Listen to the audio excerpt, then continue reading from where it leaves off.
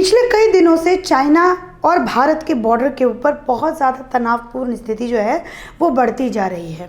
चिंता का विषय ये होता जा रहा है कि भारत के लद्दाख और डोकलाम बॉर्डर पे जो है चीनी सेनाओं का आगमन हो चुका है। चीनी सेना लगभग 2 से 5 हज़ार की संख्या में भारतीय बॉर्डर के अंदर घुसने का प्रयास लगातार करते जा रहे हैं।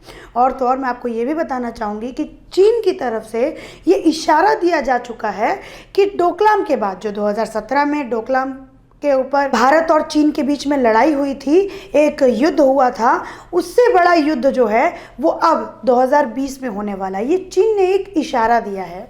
तो आज मैं आप लोगों को बताने वाली हूँ कि चीन इस कदर क्यों बौखलाया हुआ है और उसकी बौखलाहट का कारण क्या कुछ हो सकता है। भारत ने चाहे अंतर्राष्ट्रीय कूटनीति आप ले लीजिए या फिर भारत को एक आत्मनिर्भर बनाने का सपना जो भारत के प्रधानमंत्री श्री नरेंद्र मोदी जी देख रहे हैं, ये भी हो सकता है। मैं आपको बताने वाली हूँ कुछ ऐसे बिंदु जिस पे चाइना जो है बुरी तरीके से बौखलाया हुआ है और चाइना पूरी कोशिश कर रहा है कि भारत ऐसे कई देशों से जहाँ पे चाइना अपना वर्चस्व स्थापित करना चाहता है, चाइना जिन देशों को अपना बनाना चाहता है, वहाँ से भारत जो है अपना प्रेजेंस हटा ले। उसका एग्जाम्पल हो सकता है ताइवान, भूटान। ये 2 ऐसे इलाके हैं जिसको चाइना जो है अपने अंदर करना चाहता है और भारत यहाँ पे लगातार अपनी प्रेजेंस के साथ जो है चाइना को मुंह तोड़ जवाब दे रहा है। तो चलिए शुरुआत करते हैं और आपको बताते हैं पूरे विस्तार से कि क्या कुछ ऐसे बिंदु हैं जिससे चाइना जो है पूरी तरीके से बौखलाया हुआ है। तो सबसे पहला बिंदु हो सकता है भूटान के अंदर इंडिया का प्रेजेंस, भूटान के अंदर इंडिया का इंटरेस्ट। आप लोगों को पता है पिछले कई दशकों से चाइना पूरी कोशिश कर रहा है कि वो भूटान को, जैसे तिब्बत को उसने हथिया लिया वैसे वो भूटान को भी हथिया ले, लेकिन यहाँ पे भारत जो है एक चट्टान की तरह, एक अच्छे मित्र की तरह भूटान के साथ जो है खड़ा होते हुए दिखाई दे रहा है, जो कि परेशानी साबित हो रही है चाइना के साथ। मैं आपको बताना चाहूँगी कि 2017 में जब डोकलाम बॉर्डर पे चाइना और भारत के साथ युद्ध हुआ था, तब भी चाइना ने इस बात को कहा था कि भूटान से अपनी प्रेजेंस को इंडिया जो है वो तुरंत हटा ले, और अब दोबारा चाइना ने इसी बात को लेकर के विवाद शुरू कर दिया है। ये तो पहला कारण हो सकता है। अब दूसरा जो परेशानी का सबब हो सकता है, जो कह सकते हैं आप परेशानी हो सकती है चाइना के लिए, वो है ताइवान। आपको मैं बता दूं, इसी महीने में ताइवान की जो प्राइम मिनिस्टर हैं साई इंग वेन, उन्होंने शपथ ग्रहण किया, उन्होंने शपथ लिया अपने प्राइम मिनिस्टर बनने का, और एक वर्चुअल सेरेमनी में उन्होंने भारत के 2 बीजेपी के लीडर को आमंत्रित किया, और बीजेपी के इन्हीं 2 लीडर की वजह से चाइना की जो एम्बेसी है भारत के अंदर, उसने जो है प्रोटेस्ट भी करना शुरू कर दिया था, और चाइना ने एक बहुत बड़ा खेद भी जारी किया था कि बीजेपी के लीडर साई इंग वेन के सेरेमनी में क्यों शामिल हुए। मैं आपको बताना चाहूँगी कि बीजेपी के 2 लीडर, पहले है मीनाक्षी लेखी और दूसरे हैं राहुल कासवान, जिनकी उपस्थिति को लेकर के चाइना ने एक बहुत बड़ा खेद और एक बहुत बड़ा विरोध जो है वो ताइवान को लेकर के जताया था। आपको मैं ये भी बताना चाहूँगी, जो चीनी एम्बेसी है भारत के अंदर, उन्होंने एक बड़े पैमाने पे प्रोटेस्ट किया था कि ताइवान में भारत क्यों अपना इंटरेस्ट दिखा रहा है। यहाँ पे जो परेशानी और ये जो पेच अटका हुआ है वो यहाँ पे है कि चीन ने जो है पिछले कई दिनों से और पिछले कई सालों से ताइवान के सामने एक ऑफ़र रखा था। चीन हालांकि एक ऑफ़र लोगों के सामने रखता है 1 नेशन 2 सिस्टम, जिसके जरिए जो देश होते हैं वो चीन के अंदर शामिल हो जाते हैं, लेकिन वहाँ पे पूरी तरीके से संविधान कह लीजिए, करेंसी कह लीजिए, सब कुछ चाइना से अलग होता है, लेकिन जो उसका मेन कंट्रोल होता है वो बीजिंग के हाथों में होता है, जिसका एक एग्जाम्पल है हांगकांग।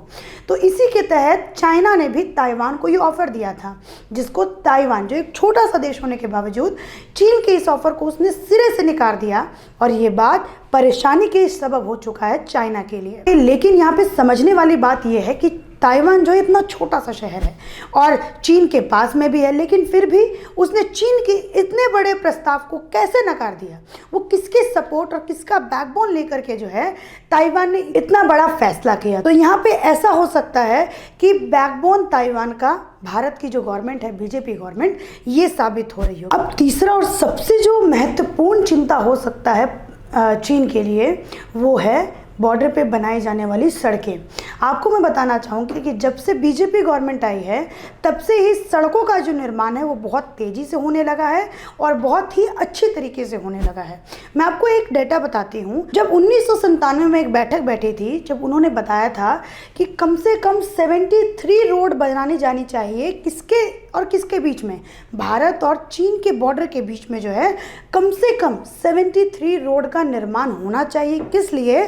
ताकि सप्लाई खूब अच्छे से हो जाए, सैनिक अपना यातायात अच्छे से कर सके, और तो और जब कभी भी युद्ध की स्थिति पैदा हो जाती है और तब वहाँ पे किसी भी सामान की ज़रूरत होती है तो उस समय जल्दी से जल्दी जो सामान है वो युद्ध की जो भूमि है वहाँ तक पहुँच जाए। इसके लिए 73 रोडों का निर्माण करने के लिए इस कमेटी ने कहा था, लेकिन 2002 से ये बनने रोड शुरू हुए थे और 2015 तक आप सोच सकते हैं कितनी रोडें बनी थी। केवल मात्र जो है 19 रोडों का निर्माण हुआ था। लेकिन उसके बाद से जब बीजेपी सरकार आई तो बीजेपी सरकार ने 2015 से 2020 तक ही जो है वहाँ पे 76% जो है रोडों का काम पूरा कर दिया है। मतलब अब चीन की जो परेशानी है वो बीजेपी सरकार से है, नरेंद्र मोदी जी से है, क्योंकि नरेंद्र मोदी जी ने एक ऐसे रोड का गठन किया है और एक ऐसी रोड बनाई है जो अक्साई चीन से, जो बहुत प्रेमी है चीनी लोगों के लिए, उससे केवल मात्र 9 किलोमीटर दूर है और उस रोड का नाम है DSD-BU। ये जो रोड है वो 255 किलोमीटर की रोड है और ये केवल मात्र 9 किलोमीटर दूर है अक्साई चीन से। तो अगर भारत कुछ भी एक्शन लेना चाहता है, कुछ भी करना चाहेगा तो वो जल्दी से जल्दी अक्साई चीन के पास पहुंच जाएगा। तो ये एक बहुत बड़ा परेशानी का सबब बन सकता है चीन के लिए, जिसकी वजह से चीन जो है इस कदर बौखलाया हुआ। अब मैं आपको एक और बिंदु बताती हूँ कि जैसे इंटरनेशनल रिलेशन चाइना के अब लोगों के साथ हो रहे हैं, दूसरे देशों के साथ हो रहे हैं, अब जितने भी देश हैं जहाँ पे कोरोना वायरस से काफ़ी मात्रा में जो है नुकसान झेलने को मिला है, वो सारे ही देश चाइना को भी गिरी हुई नज़र से देख रहे हैं। अब वो सारे ही देश जो हैं चाइना को बहिष्कार करने का सोच रहे हैं और उन सारों का जो नेक्स्ट मैन्युफैक्चरिंग सेंटर हो सकता है वो भारत हो सकता है।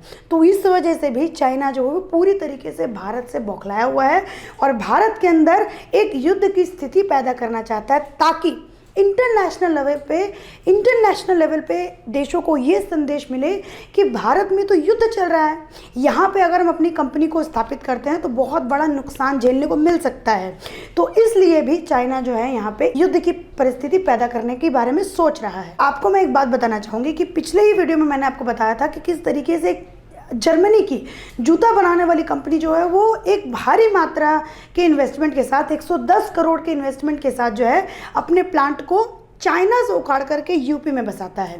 और तो और ऐसी कई सारी विदेशी कंपनियां हैं जो कि चाइना से बेस उखाड़ करके भारत के अंदर लगाना चाहती हैं। जो है ये भी बात जो है चाइना के लिए एक परेशानी का सबब बन सकता है। आपको मैं एक और बात बताना चाहूँगी, डॉक्टर हर्षवर्धन का प्रेजेंस WHO के अंदर ये भी चीन को कहीं ना कहीं परेशान कर सकता है। आज से पहले ये देखा गया था कि WHO जो है चीन की तरफदारी करता है। WHO ही एक ऐसा संस्थान है जो कि चीन को बढ़ चढ़ करके सपोर्ट करता है। भले ही अमेरिका उसको ज़्यादा डोनेशन देता हो, लेकिन फिर भी वो चीन को सबसे ज़्यादा सपोर्ट करता है। लेकिन उसके बाद वहाँ पे इंडियन मिनिस्टर का सबसे पहली बार ये हमारी भारतीय हिस्ट्री में हो रहा है कि कोई एक भारतीय लीडर जो है WHO के अंदर अपनी स्थापना को मजबूत कर रहा है। तो ये भी चीन के लिए एक परेशानी का सबब हो सकता है। अब मैं आपके सामने एक आखिरी और सबसे महत्वपूर्ण मैं आपको बात बताना चाहूँगी कि अमेरिका का जो पिछले कई दिनों से रुख देखने को मिल रहा है चीन की तरफ, ये भी चीन को परेशान कर रहा है। जहाँ को आप लोगों को पता है कि अमेरिका और चाइना दोनों ही एक दूसरे के साथ मिलके एक बहुत बड़े मार्केट का निर्माण किया करते थे और इन दोनों के बीच में ही ट्रेड वॉर भी चला करता था।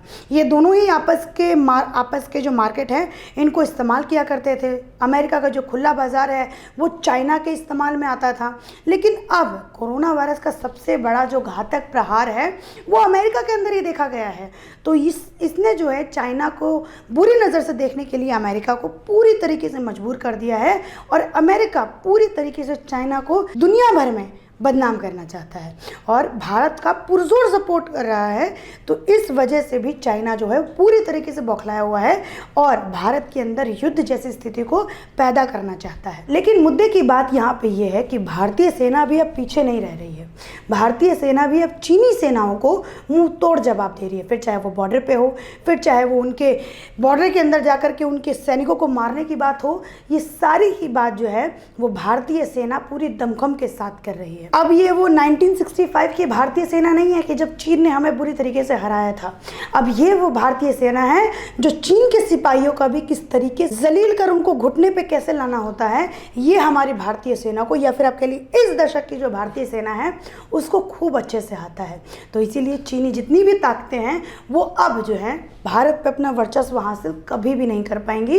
ये बात चीनी सेनाओं को और चीनी जो ताकत है उनको मालूम होनी चाहिए। अभी इसी के साथ मैं अपनी बातों का अंत करती हूँ और आप लोगों से एक सवाल पूछती हूँ। जिस तरीके से 1965 में हुआ, जिस तरीके से 2015 से पहले हो रहा था कि सड़कों का निर्माण नहीं हो रहा था, हमारे बॉर्डर्स पे हमारे जो सेना है, सेना बल है, वो सुरक्षित महसूस नहीं करते थे।